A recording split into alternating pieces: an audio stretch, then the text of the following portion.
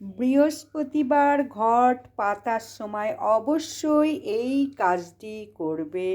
অষ্টদল পদ্ম আঁকবে, পঞ্চশস্য দেবে, দূর্বা দেবে, তারপরে ঘট জলপূর্ণ করে তার মধ্যে মঙ্গল সামগ্রী দেবে, হলুদ, কয়েন, আতপ চাল, হরিতকি, পান এইসব দেবে এবং অবশ্যই আম্র পল্লবে 7টা 9টা 11টা পাতায় সিঁদুর লাগিয়ে চন্দন লাগিয়ে তার উপরে কলা কিংবা হরিতকি দিয়ে অবশ্যই ঘট পাতবে। দূর্বাও বা 11টা 13টা এরকম গোছা দিয়ে দূর্বাও রাখবে এবং যখনই ঘট বসাবে উলুধ্বনি শঙ্খধ্বনি অবশ্যই দেবে, ধূপ ঘিয়ের প্রদীপ অবশ্যই জ্বালাবে, জলশঙ্খকেও এইভাবে পূজা করবে।